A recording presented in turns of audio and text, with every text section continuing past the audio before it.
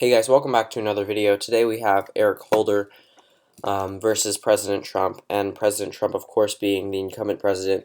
I don't see any chance for him really being primaried in the general election, so I'm going to be focusing on more Trump general election predictions, and then I'll start moving into other Republican candidates. But for the meantime, it's just going to be President Trump, and we have Eric Holder, the former Attorney General of the United States.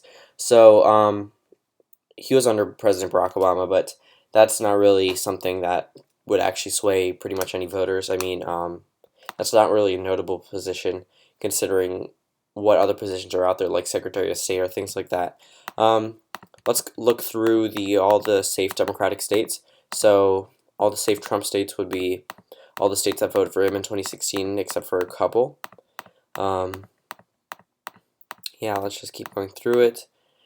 Eric Holder is African American, if you didn't know. So I think that he could have an appeal there with the voters there, and then the African American voters, I think he could do better than Hillary Clinton did. But on the Latino side, I don't think he'll do as well. So we're gonna keep looking through it. Maine, one electoral vote will go to President Trump. It should be the second district, actually, not the first. So we have 190 for Holder and 165 for Trump. Iowa, I don't see flipping, and with the Latino vote, Arizona and Florida are not likely to flip either. As for Nevada, I'm not going to touch that one just yet. But the rest, this is going to be a somewhat short video because the victor is pretty obvious. But yeah, I'm just going to keep going through this, and I'm going to make reasonings behind each call. Ohio, I don't think Holder can flip it. He didn't have that Obama appeal factor. Although he may do better with African Americans, I think the number of rural voters that came out to vote for Trump in 2016 outweigh the number of voters that would vote for Barack Obama. Virginia, I'm not going to touch just yet. North Carolina, I'm going to give to Trump. The reasoning behind that is I don't think Eric Holder can bring out the same turnout that Obama only won in 2008 by 14,000 votes. I don't see North Carolina as being a future toss-up unless something serious changes. As for Georgia, I'm not going to give that one to Holder either. Even though he does have the African American appeal, I do think that Trump will be able to hold on to Georgia just based off the fact that it voted for him in 2016, and the demographics aren't really for them unless they have a Joe Biden or a Bernie Sanders, people like that. In the Rust Belt, I'm not going to touch yet. Nevada, I don't want to go to. New Hampshire, I think the drug-infested den comment still hurts, and it still rings in the back of the head as they go to the ballot box, or as they will in 2020, and I do think that Holder will be able to edge out Trump there just because of that comment. It doesn't show the rest of the United States as a whole.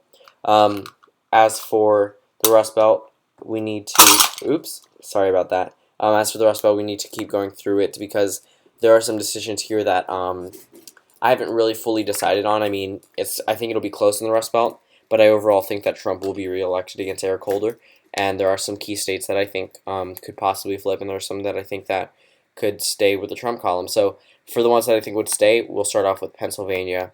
I see Trump getting put over the top with Pennsylvania there with their 20 electoral votes. And then we go into Minnesota. I think that one would stay. I do think Virginia would stay as well. The reasoning behind that is the fact that Virginia is trending more Democratic, and I think that Holder can do a little bit better with Minnesota voters. As for Michigan, Michigan and Wisconsin, I don't really see them flipping. So I'm actually going to rephrase that. None of them actually flipped, but I do think that they'll be closer than they were in 2016, maybe by 10,000 votes in Wisconsin instead of 22,000 votes because of the African American turnout, but it won't be enough to get rid of the white working class against Barack Obama. As for Nevada, I can see that one flipping. Holder does not have the same Latino appeal that Hillary Clinton had. He has none at all. And Trump was actually pulling ahead of Clinton in Nevada on Election Day. It was just Clinton outperformed the polls here, which is an odd case, especially with that election.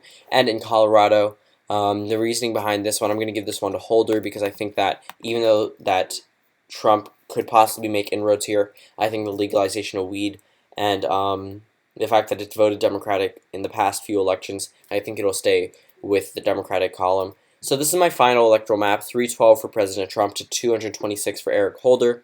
I may go live later tonight, but I don't know how many people will watch. So if you have any suggestions, please comment them below. Thank you guys for watching, and I'll see you tomorrow.